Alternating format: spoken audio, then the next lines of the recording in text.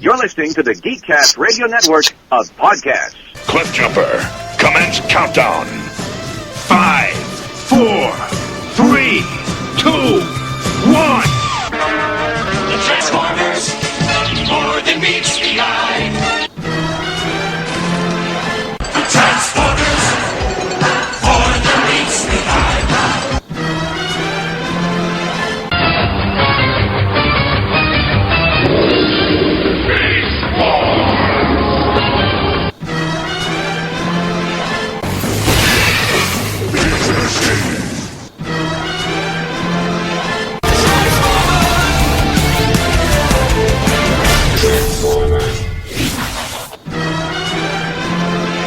Tune in next week for a much better episode. For now, though, courage. Hello, and welcome to the 48th episode of ToyCast, sponsored by BigBadToyStore.com, where you can save from 20 to 90% on over 1,000 items. I am your host, GFG and Mike, and joining me is General Techno. Hello.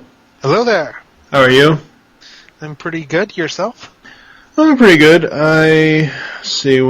We just released episode 47. This probably won't go up until Monday or Tuesday. Episode 50 obviously is fast approaching. I will say it here, and I will also say it whenever I record episode 49. Because of the deadline of the voicemails that I've made for people to call in, once we record and release episode 49, episode 50 will not come until after March 21st.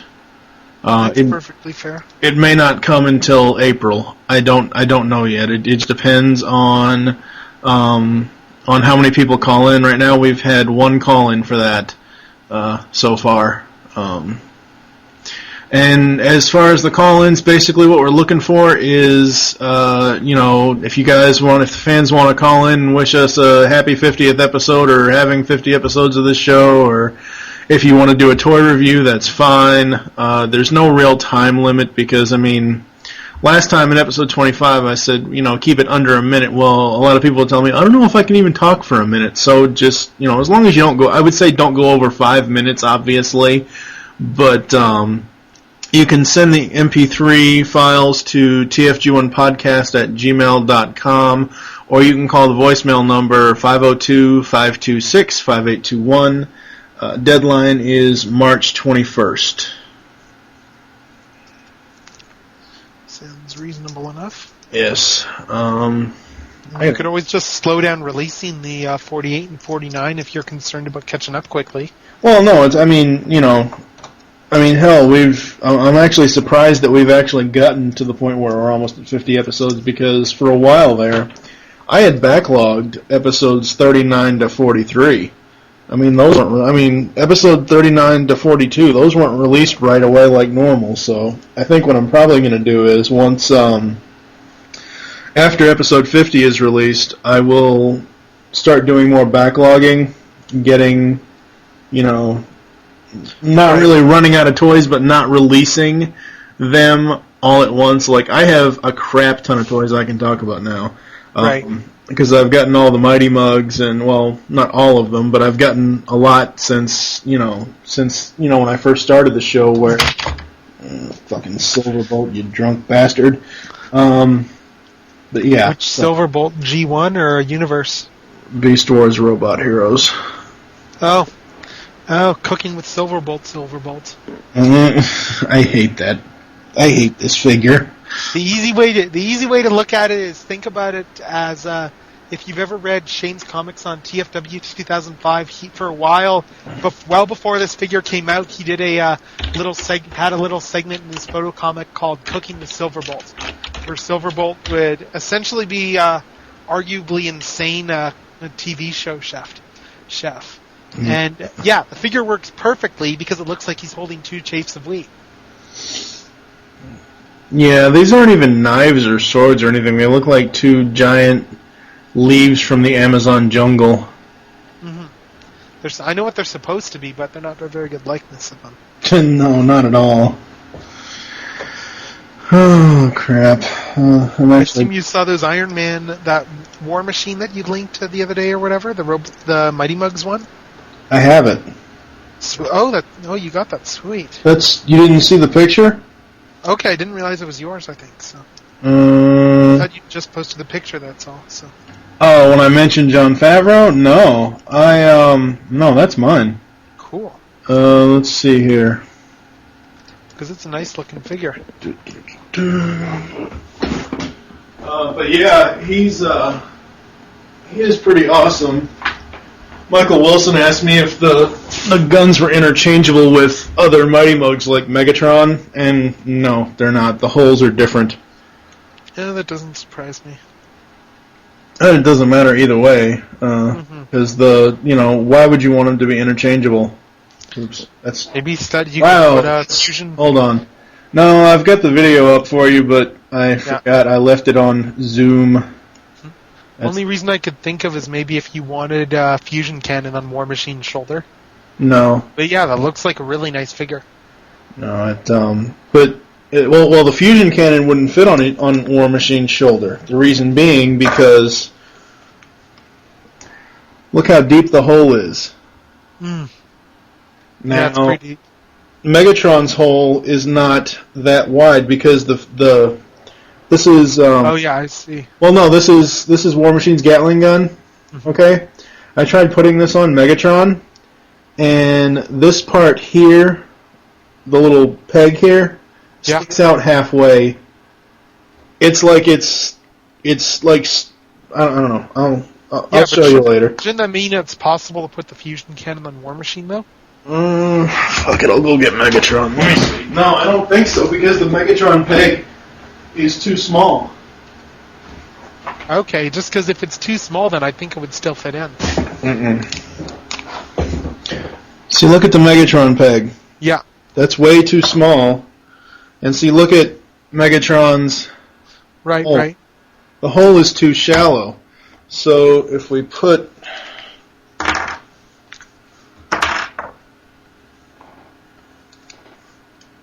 Oh, well, no.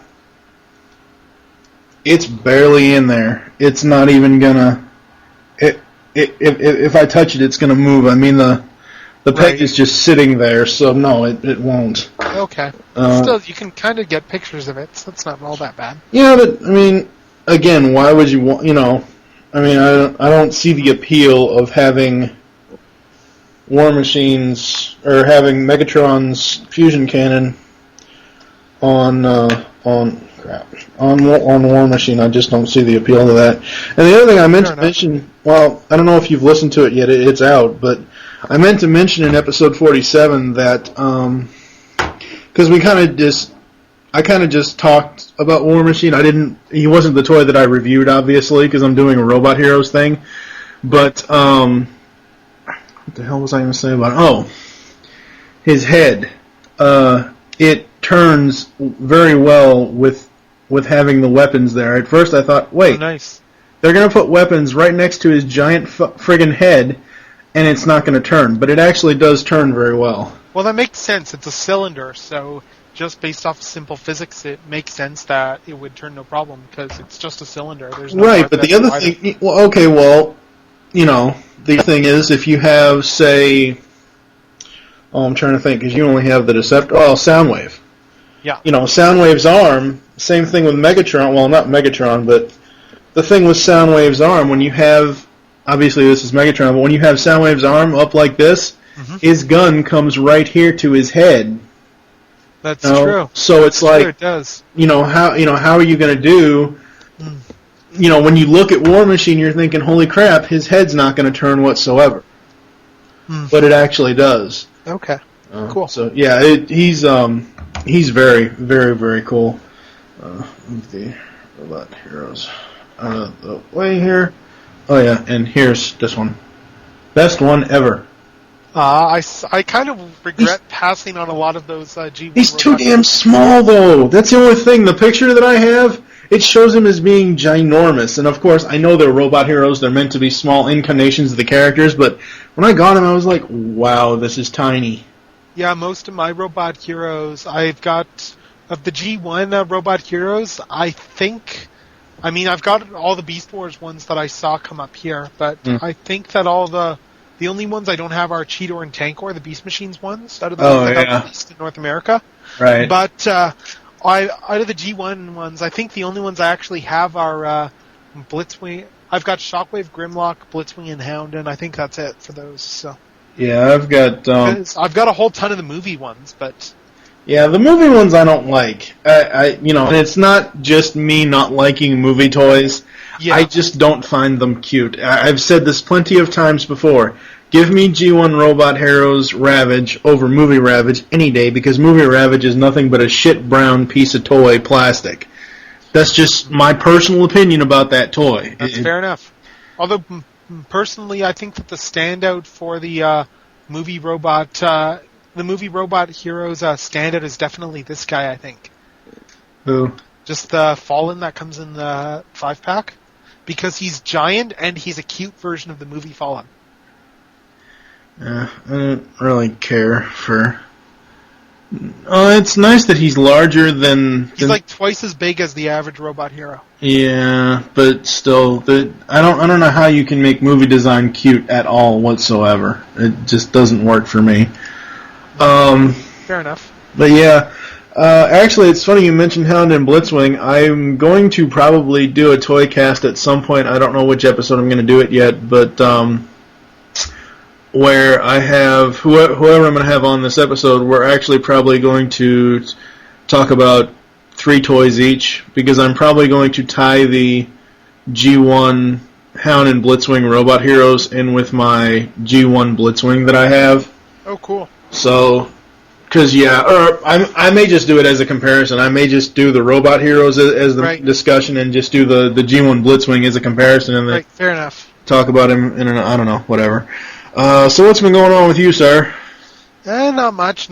Just standard stuff like exams, getting stuff occasionally. I'm doing a Ravage drive right now to help out all of the non-Canadians, because as some of you may know, in Canada, for some reason or whatever, we ended up getting Recon Ravage, the mail-away figure for the Nest line in the U.S.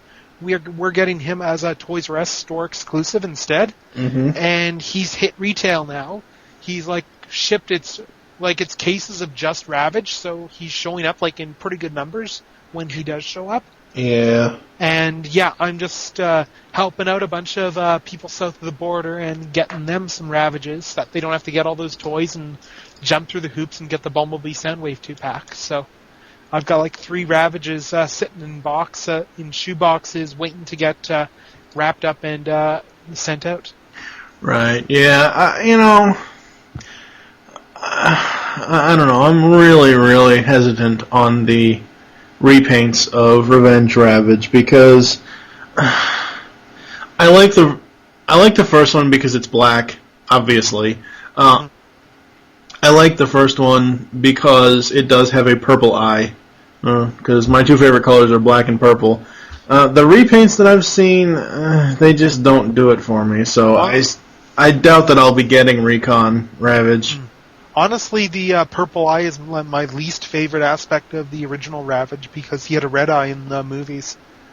And I like my Decepticons with red eyes rather than purple that doesn't really light pipe well and it just blends in too much.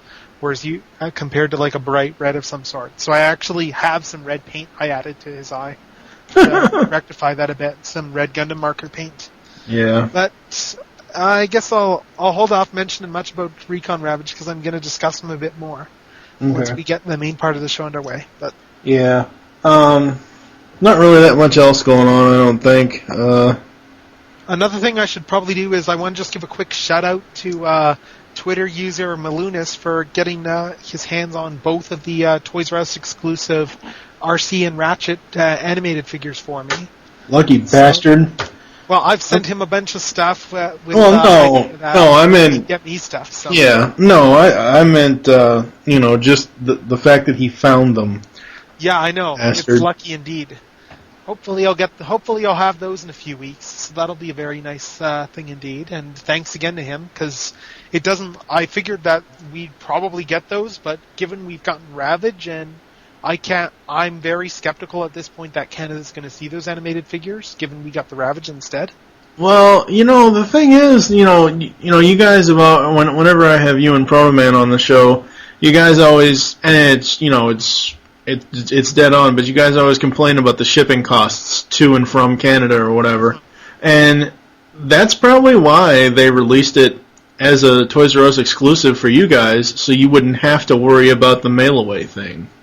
You know, that's true. I also suspect that, because the way my understanding of the way it works is that Hasbro Canada takes the exclusives and then they shop them around to the retailers up here.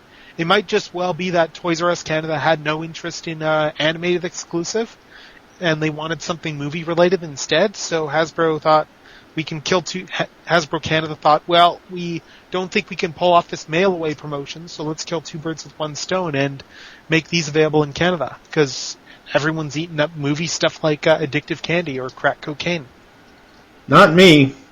I'm referring to retailers because that stuff sells. Yeah, true. I don't know.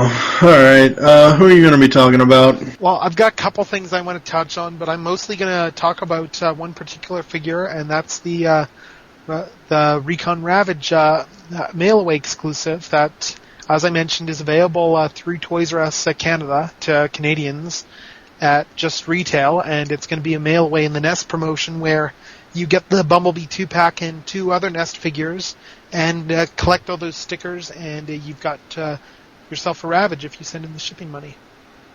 Right. Anyway, the big selling point on this Ravage, as we've seen pictures, is his chrome. Now, I don't think we've seen chrome on a Hasbro released Transformer for quite some time. Now, Protoman can probably correct me on this if I'm wrong, but I don't think that we've seen this since Beast Machines at least. So there might have been some in RID for all I...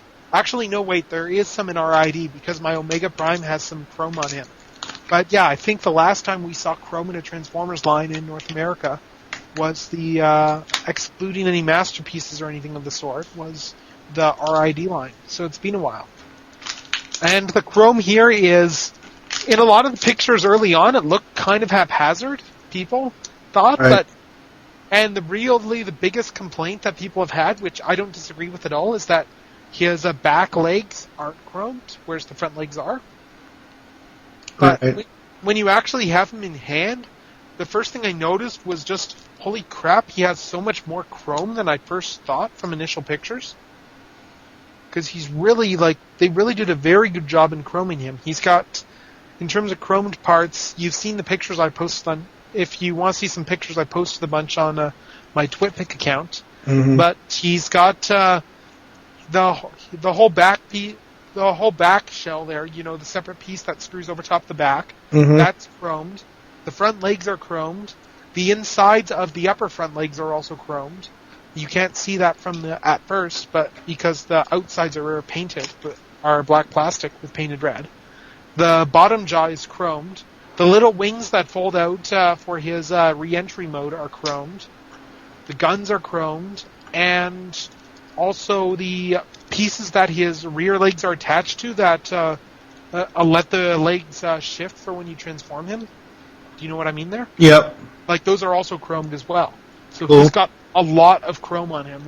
Seriously, this is a lot of...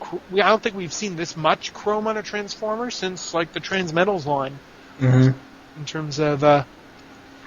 excluding anything Henkei, even Henkei doesn't do this much chrome.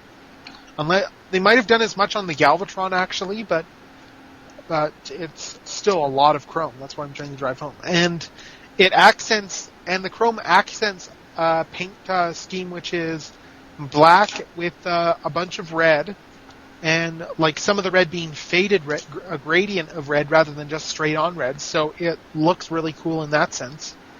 And then a smattering of silver and yellow highlights. So the colors really pop. If you look at the original, the colors are kind of drab by comparison, because on this one, the colors all complement themselves really well, and there's nothing that really blends in for boring, so to speak. It's just you look at the figure from a distance and it stands out. Right. In the collection. And that's there's some figures you might want to blend into the different distance, but it's always great to be able to look and glance and have one figure that's just standing out there, that's just sitting out in the open, waving. Right. So it's like Shattered Glass Ravage in a spirit almost, if not in colors in that. You can clearly see him there in the middle of your toys, just standing there waving at you. Yeah. But, yeah, he's got yellow light piping as well, which actually has a very interesting side effect to it, in that because they molded all the gearing mechanisms were molded in yellow plastic, including the little switch on his back.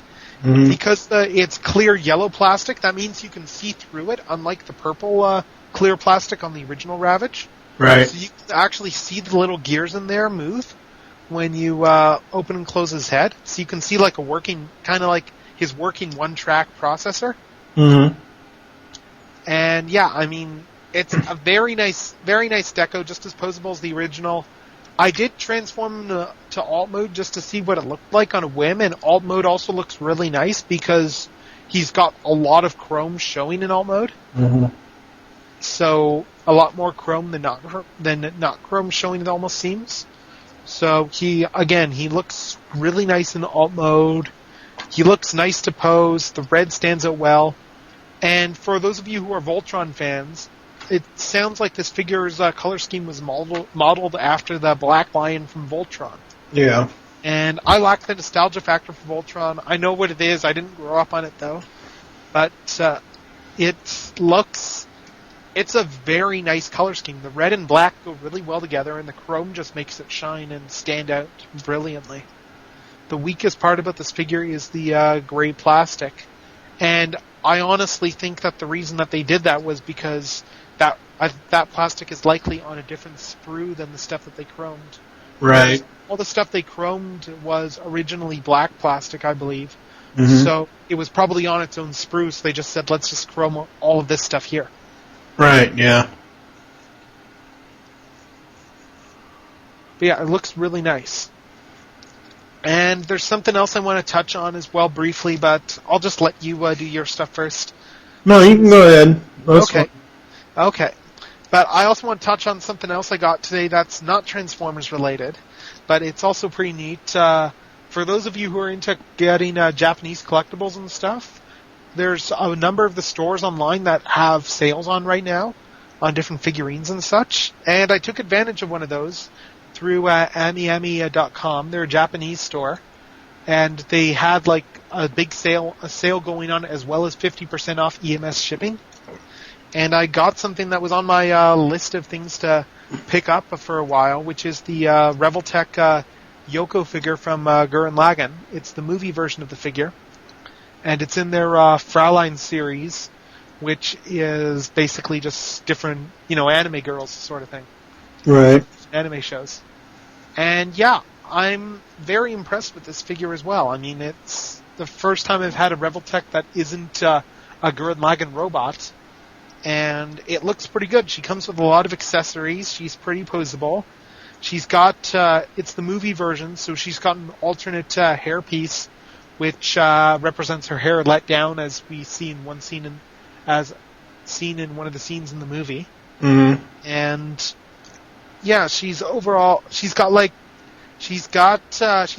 a dozen hands to swap in and out, because the Japanese and their hand swapping. Yeah. And like a bunch of weapons, and as with Yoko in the series, skimpy attire, which doesn't come off aside from the scarf, but still, I mean, like, it's very accurate to her character design, and pretty posable. The only criticisms I really have of this figure is that it's got only two faces, because it has swappable heads, and it would be nice to have more expressions. And the other criticism is that one of the arms on mine is a bit loose in the Revoltech joint. I think it's a bit shallow, so it pops off a lot. So it pops off really easily. It's something that's probably fixable on my end, but it's still a bit of a minor pain. Right. And she looks very awesome, and she also looks... it's also very awesome to take pictures of her doing stuff like, say, petting Recon Ravage. Yeah. And I'm planning on doing one of her slapping Zap Brannigan later on. once my camera's recharged. Okay. Since I've got the Futurama toy of him. Uh-huh. Yeah, I used to watch Futurama. It was okay. I never, between Futurama, Family Guy, and American Dad, I don't know, I just haven't really paid any attention to them. I haven't really paid any attention to any Fox animation in a long time. Well, that's fair enough. Although Futurama, what makes me really excited is that It's coming back on back. TV in June, so Yeah. new episodes. And yeah, big Futurama fan. I got the DVD, all the DVDs for the re-released direct-to-video movies. I don't have any of the seasons, but I've seen like the episodes on pretty much all the episodes on TV, and I mean, yeah, it's a fun series. It's good sci-fi humor. You get some pretty cerebral jokes at times, which like you only get if you actually know something about that stuff, which are always great. I just find it very hard to believe that Peggy Bundy is a one-eyed wonder. You mean Leela? Yeah. Okay. Well, I mean, No, because Katie Sagal, who was Peggy Bundy in Married with Children, voices Leela. Well, I've never seen Married with Children, so... Well, look it up on YouTube. I've heard of it, though. Well, look it up on YouTube when we're done recording this. It's very Fox 90s, but it's... I don't know, parts of it are funny. Just depends. So I will be talking about continuing my Robot Heroes discussions. I was going to do Megatron and Silverbolt from the Beast Wars line, but I'm going to actually save that for whenever I have Steve Megatron back on the show, because, he is a Megatron fanboy. But I'm going to be doing G1 Thrust and Blaster. Oh, cool. I'm going to talk about... Huh? I've seen those ones in the stores. I passed on them, but I generally pass on the G1 ones unless I mainly got it for Blaster. Thrust really sucks. Doesn't Blaster have his Marvel comic head? If memory serves correctly. Yeah, he has like this big cheesy grin on his face. I don't know. Look it up on the wiki. Yeah, I'm just looking right now. Yeah. Anyway, I'm going to start with Thrust because he's the bad one out of the two, I think. Much like last episode, episode 46 when I talked about Waspinator and Rhinox. Thrust is sitting on a giant tree, something, whatever. He's molded to a stand. And it looks like he has a giant stick up his ass. I think the only good thing about this figure is the fact that they did include, obviously, the cone head. I do like his color scheme. At least his Decepticon symbol is not on his ass like some of the Beast Wars ones are. I don't know, I don't like them on these posed stands. It just doesn't really do it for me. So anyway, Blaster, I wish they would have packaged him with Soundwave. It would have been much better, I think. But yeah, he's very cool. On mine, his head doesn't turn that much. It can turn, but it doesn't like go 360. At least on mine, anyway. But he's very, very cool. For some strange reason, all the Robot Heroes, especially the G1 ones, they're all in some sort of crouching position, like they're gonna shit in the woods or something. Blame Pat Lee. Well, I think we can blame Pat Lee for a lot of things, but like stuff like not paying Alex Milne. Well, all right. I'm not going to get into semantics on that kind of crap, but one of the things about Blaster is his right foot. For some strange reason, his toe, where his foot should be, Yep. his toe on his right leg is pointed upwards. I don't know if that's because it's just...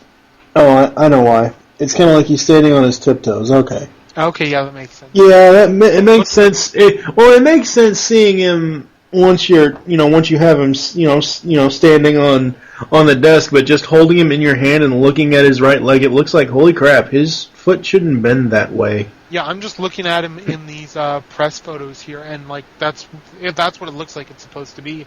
Yeah. Notes like him crouching. So yeah, I mean he's really really cool. I wish they would have done more cassette characters for Robot Heroes, like obviously Ravage.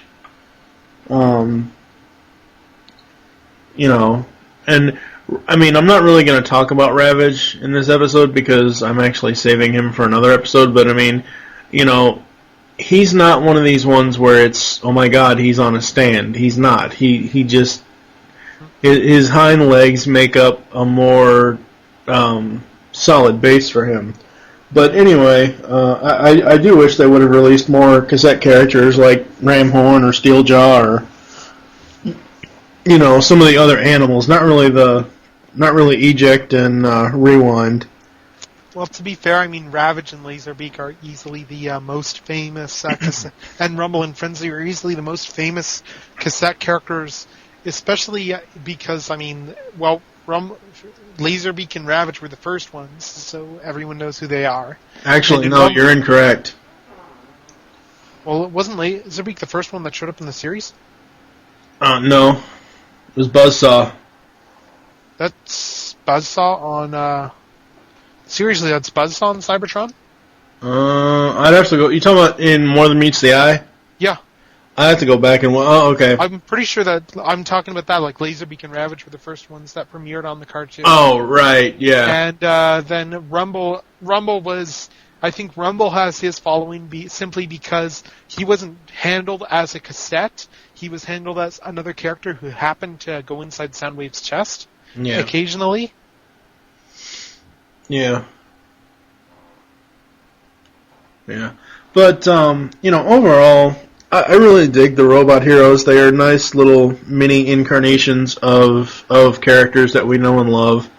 For the most part. I think they could have done a better job with Thrust. But I think that... Damn it, Megatron, stop being drunk and falling down. No. Dude, that was horrible. Don't do that again. Better K impressions in the past. Yeah, that was horrible. But, like I said, I wish they would have packaged... who does Soundwave come with? I don't even know. Soundwave, I think he comes with Bumblebee off the top of my head. Okay, because I haven't seen... Because I've mainly been getting these from Big Lots. Soundwave was like one of the first waves, so... Right, yeah. Mainly I've been getting these from Big Lots, other than the Optimus Prime and Ravage 2-pack, which I had to get off of Amazon or eBay. I got it off eBay, actually. Well, by the time of the Ravage one, of the Thrust and Blaster one, like, that was when the G1 Robot Heroes were in their last throws. Like, right. I've still seen that at retail, like at Sears. So. Yeah. Yeah, I mean, they're everywhere. Actually, I was very shocked to find... the Rhinox, Waspinator, and Beast Wars Megatron and Silverbolt, because the other Big Lots I had gone to, because we have like 2 in our area, so I had gone to 2 different stores, and I only saw the G1 ones that were there, and I had never seen the Beast Wars ones, so when I saw them, I'm like, oh, I gotta have these. Oh, lucky. Like, I picked the Beast Wars ones up as soon as I saw them in stores. Like, I think the first place I actually saw them was Sears. The first place I saw some of them anyway was Sears, actually, which I only went to because someone said, "Hey, Sears has these." Yeah, 'Cause I never go to Sears, so. Yeah, it's funny. These things are showing up in stores you wouldn't normally think that they would show up. And I think that's part of the reason they do is because of they're very different than what we traditionally get for Transformers product. They're cheap and they're easy for other places to pick up because they're not very expensive. Very true. Very true. Yeah, I really don't have anything else to say about these guys. Do you have anything else you want to talk about? With those, no. I mean, but just add a quick addition to like just the thing with stuff that's in the final throes of a series. I mean, it's like, for instance, it took Canada forever to get Shockwave Skywarp, and apparently we're now getting Wreck-Gar Atomic Lugnut like a year later. from what I've heard. Not that matters because I've got both of them already, but anyway, with Shockwave Skywarp, though, like those are figures that took forever to get up here, and now I can think of a couple stores I can go to and just walk in and buy a Shockwave and Skywarp because they're just sitting there warming shelves. Yeah. I mean, if it was one store, I could see, but I can think of a couple. So I went to my local Walmart, and it was March, about 4 or 5 days ago, March 1st. Obviously, March 1st was the launch of the new Iron Man 2 toy line for Hasbro. I've got the Crimson Dynamo one from that line. I'm not really interested in I like the look of the Iron Man 2 toys, but it's not something that I care to start collecting because, no. I don't have anything against the toys. It's just, it's not something I want to start spending money on. Well, I know exactly what you mean. The Iron Man 2 toy line, when I saw that and then started seeing, there's someone on one of the fan groups I go to online that is a big Iron Man fan, so he's getting these and like posting pictures of them. I'm going, damn you, you're making me want these now. I just got myself off. I just kicked the Star Wars bug for the most part once I hit saturation with Clone Troopers. Yeah, the only other Iron Man toy that I want right now is the Mighty Mugs Comic-Con exclusive metallic movie version of Iron Man. Yeah, but no, when I went to Walmart, they had like a very small set, like probably half of one wall of one shelf system that was all Iron Man 2 stuff, and then they had a big gap, and then like more Star Wars stuff, and then another big gap. They pretty much removed almost every single, at least the one in my area did, outside of like some Revenge of the Fallen stuff, they pretty much removed all of the Transformers stuff from my Walmart. Well, give it time. If they've got, you said they had big gaps there?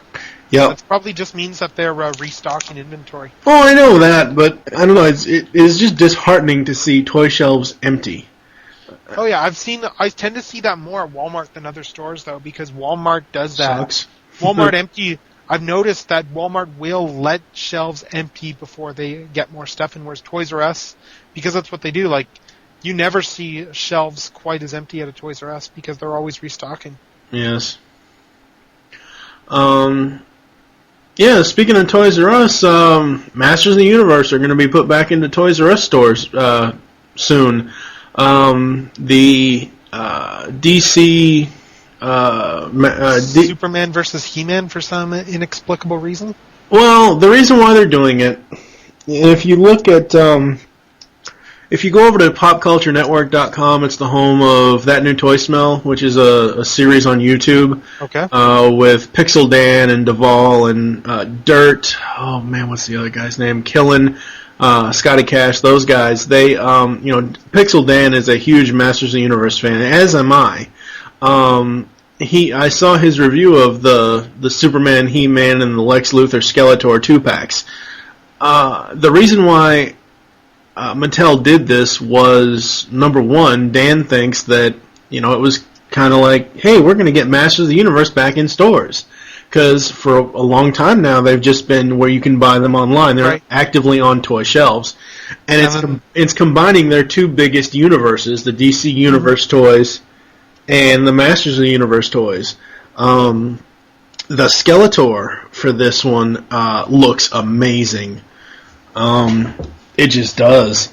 I can't wait to maybe hopefully find that. It just looks so awesome because the coloring on him is more, it's not chromed, but it's more of a deeper purple than the classics Skeletor currently out. It's just very, very, very cool. Well, what comes across to me, this is just from the perspective of someone who isn't a Masters of the Universe fan. I know very little about the series other than it's got He-Man and Skeletor in it, and from whatever else I glean through osmosis on the internet. But I think their motivation is probably similar to what Hasbro did when they snuck Matt Tracker from Mask into the 25th anniversary G.I. Joe line. in that they're not convinced that He-Man is going to sell in stores for whatever reason. So they're trying to sneak it in through other lines it's probably just a test to gauge demand. And odds are, I'm curious how this test is going to succeed because of the fact that, well, one, they're packaged with Superman and Lex Luthor, who are probably among the most common figures that come out. So a lot of people have Superman anyway that would be getting those. And the other thing is, a lot of the He-Man fans probably already got their Masters of the Universe figures by all the while swearing at Matty Collector. Are you there? Yeah, but you're kind of wrong on one aspect of it. As they could be testing the waters for stores for Masters, but Pixel Dan pointed out in his review, which you can see here, that they are, one of the things he likes about it, and I agree with him, is that he says that you're walking down the toy aisle in Toys R Us, you see a Superman figure, and then holy crap, there's a He-Man figure. It's a 2-pack. Wow, He-Man in stores, and I remember that from my childhood, and people are going to want to pick it up. Yes, but from a kid's perspective, given Masters of the Universe has very little exposure, I can see why this is a Toys R Us exclusive, you said? I don't know if it's wide release. I think it's a Toys R Us exclusive. Because the thing is again, with kids, Masters of the Universe, it was on in the 80s. They had a brief run in the early 2000s. There's a certain generation that is completely unfamiliar with Masters of the Universe to the point where they'll look and go, He-Man, that's a lame name. They might think Skeletor, that looks pretty cool, but they'll go, He-Man, wow, really original name-wise.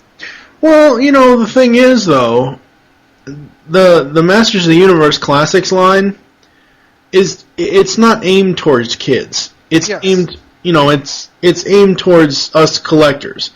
And, it's not for kids. And, there was obviously the original animated series in the 80s, then you had the New Adventures in 1990, and then the 2002 series. But, for the collector's market, Mattel's going to rake in, outside of the whole Matty Collector debacle.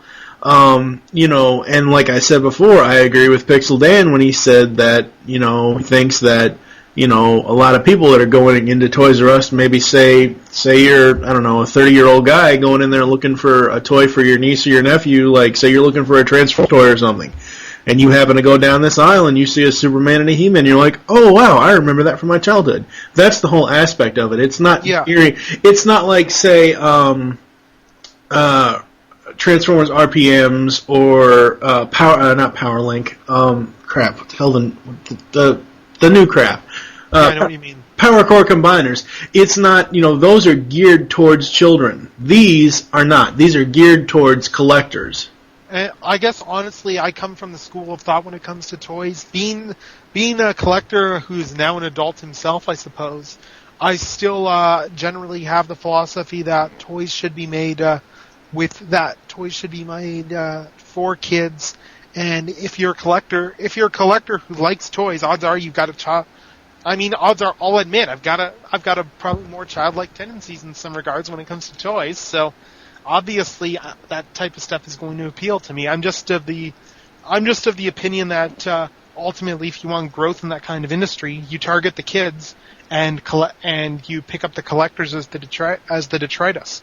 Right, but and I see Mattel's strategy. I just look at Mattel, and I honestly don't quite get them in that they managed to let Barbie die as a brand in terms of recognition, and they have a couple of brands which, like, they have Masters of the Universe, which, to be fair, the last time they tried to bring that to mass exposure, it kind of bombed. I don't know whose fault that was, but I can see why they'd be leery there. But I look at it you look at all Hasbro's trying to market their old IPs again, and Mattel's hasn't pounced on that in the same extent Hasbro has. And then there's stuff like Ghostbusters, where Ghostbusters is popular enough to easily sell in toy stores. Heck, they've got Jurassic Park toys in stores now, and there's not even anything supporting Jurassic Park toys. But yet they won't release Ghostbusters in stores, even though that is probably just as big a seller as Masters of the Universe, if not bigger, because everybody knows who Ghostbusters is if you're past a certain age and even beyond that. True, and that's the thing, though. But the other thing is, you got to realize that you have 30, 20, late 20, early 30, mid 30, men and women who have children now, who are all right. Take Michael Wilson. He's a perfect example. He's got 2 boys. Yeah. And he doesn't know if he wants to get them into the collecting because he wants, his childlike tendencies are coming out. No, these are mine, But the thing is, you have somebody in that generation that remembers that. They're going to teach their kids what they grew up on. And that's the thing with the Masters of the Universe toys. If you're an adult collector and you grew up on it, which I understand you did not, but, if you're of that time period and you grew up on it, Mattel's going to make a hell of a lot of money from collectors on the Masters of the Universe stuff. So gearing it and marketing it for collectors, I think, is a lot better than marketing it for kids that, as you said, may not know what it is or may think it's stupid. Lou Scheimer, who was part of the creative team for He-Man, said that he wanted a name that sounded cool for the character. And that's, he wanted like this big, strong type of guy, and he wanted a name that invoked that, and that's where the He-Man character name came from. Oh, that's fair enough. And also, you got to remember it's the 80s, so there's a lot of cheesy things in the 80s. Although I do look at He-Man as a brand and see it as something that, why Mattel? I just look at the Masters of the Universe online, and yeah, I'm sure they're doing well off of collectors, but I honestly look at that and go, wait, you've got a property like Masters of the Universe, which is, you've got all these characters in this property, all this fiction in this property, and so why are you just letting it sit there and doing nothing with it? Hasbro, you look at Hasbro meanwhile, and they've got properties sitting on the shelf, but the difference is the properties sitting on the shelf, they've got those, but that's because they've already have a whole bunch of other properties with rich fiction and characters and stuff that are already occupying their space. And I honestly think that this decade is going to be a resurgence for Hasbro's fiction because since they've got their own channel now, they're going to need programming for it, and they're trying to monetize every single thing they've done in the past. When they're looking at doing Viewmaster and Stretch Armstrong movies, I think that's a good sign that they're going to be willing to revisit every single property from the 80s and revive it in some way for a mass market rather than a niche toy line. Oh, right. They will benefit from that by getting a whole new generation of fans. But the difference is between Hasbro and Mattel, okay? Look at Mattel. They've got Masters of the Universe. They've got G.I. Joe. No, they don't have G.I. Joe. They've got Masters of the Universe, Ghostbusters, Barbie, which, as you said, Barbie's pretty much dead now. But it's kind of their own fault for not catching it early on. Right, but my point is you have Mattel, who has Masters of the Universe, which is probably their single biggest line. They have DC Universe, which is also another single biggest line of theirs. So you got 2 large properties there. Yes. You got Ghostbusters, Barbie, which is probably the hottest, not really hottest toy now, but the most sold toy to young females. And you got Hasbro, who on the flip side of that coin, you got Hasbro, who has Transformers, G.I. Joe, Star Wars, and Marvel. Those are 4 big major lines. So you really can't compare the 2 companies because of the simple fact that Hasbro is going to win in the end when it comes to large properties. Except I would argue that DC is just as big as Marvel if marketed properly. And, Brave and the Bold has a lot of toys in stores. That's right, exactly. But what I'm saying is comparing Hasbro and Mattel. Mattel has, like I said, Masters, Ghostbusters, DCU, and Barbie. Okay. I just think that looking at it realistically, the difference between the 2 companies is Mattel is. This is just my own opinion, so I don't know how true this is, but Mattel seems to me they're just a toy company right now. They make toys based off of maybe past ideas and stuff, but pretty much all they're doing is toys.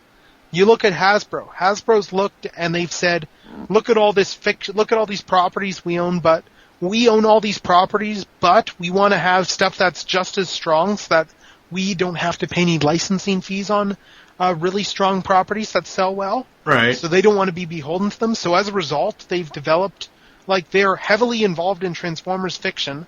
They're heavily involved in G.I. Joe fiction as well. And they're also trying to turn all of their properties into franchises, which means, and they're trying to shift into being not just a toy company and being a media company in their own right. Right. And owning more idea and being more an ideas company than a toys company. Right, but the thing with Mattel is, though, they were always a toy company. I forget what else. They did have the cartoons with He-Man and stuff like that, but, there's only so much. Well, all right, the perfect example, I don't know if the toys are made by Mattel or not, but take Jem and the Holograms. That's Hasbro. Okay, well, something Hasbro can't do is, there's so many rights issues with Jem and the Holograms. We'll never see a live-action movie of that anytime soon. Really? What right? I'm just kind of curious. What kind of rights issues? I read some. I'll have to go back and look at my ToonCast script for it, or I'll have to send it to you or something. I'll have to look at that information after we're off air. But I mean, I've read that there's so many rights issues with. I think it's re-releasing the DVDs or whatever, because there were original releases, but as far as maybe creating a new show or something like an updated version of Jem, there's so many rights issues going on right now that it's, the status of Jem is it's currently in limbo. Yes, but I imagine Hasbro would love to revive it to get themselves back and take another go at to getting the girls market. And see, that's the thing with Mattel. Even though they let Barbie die, they've had the girls market for the last 30 years. Hasbro, I don't think, outside of Jem when it was hot in the 80s, Hasbro and, stupid Starscream fans, they really don't have, a girls' market. They don't have a line dedicated to young girls and females like Mattel did with Barbie. Right. But anyway, it's just one of those things. Although one last footnote I'll say on Barbie that's kind of off topic is that there is one Barbie they're making that I think that everybody who is involved in technical profession should own, and that is computer engineer Barbie. Oh God! Because they did an online poll for what job should Barbie have this year. Yeah. Computer engineer was one of the options, and naturally, computer engineers. This got mobilized all over the internet to us to vote for Barbie as a computer engineer, and she won. I'm sorry, that's creepy. She's got a pink laptop. Oh, that's fine, but that's creepy though. The reason why I say that that's creepy, that you have... Now, I don't know how many computer engineers are women or men. Probably mostly men. But. Okay, well, the majority of us that are geeks and nerds and have all this fandom stuff, we are guys. Okay? You're going to make a call out to those nerds who are stuck in their mom's basement. No, these computer engineers would all have would all have jobs. Okay, but I'm saying that take the, okay, but still, you're going to market that to those people that are all men. Of course it's going to get that's just a no-brainer. The thing is, it's not marketed to that. The idea with these, because they've had some other job Barbies, the idea is like the whole role model idea for kids, like for girls, in terms of, like Barbies with this job this year or something like that. So like just the whole idea that, Barbie can be this too, that they're trying in terms of, I think it's really just them trying to answer the demands of Barbie being a sexist toy, even though Bratz is probably far more sexist than Barbie ever was. Yeah. All right. Thank you for joining us here on ToyCast. There are several ways to get in contact with us or leave feedback for the show. First is you can stop by geekcastradio.com, find all the other podcasts there. The second is you can join the forums at PredicaunEmpire.com/Nexus. Third is you can leave the show feedback in iTunes. Just a quick note, don't forget about the call-in or email-in MP3s. You can call the voicemail number 502-526-5821 or send in MP3s to tfg1podcast@gmail.com. The deadline is March 21st. Basically what we're looking for is listeners and fans of the show to call in and either wish us a happy 50th, or if you would like to do a toy review, you're more than welcome. We are on Twitter. The show name there is TF ToyCast. Mine is TFG Mike, and what is your Twitter? Mine is General Techno. We hope you enjoyed this episode of ToyCast. Wish you'll join us next time. Be sure to visit www.bigbadtoystore.com for all your Transformers toy and other needs as well. For now, I am TFG1 Mike with General Techno. saying the more words of Optimus Prime, transform and roll out, and thank you for listening. Until next time. Hey, this is Sari, and you're listening to the GeekCast Radio Network of podcasts.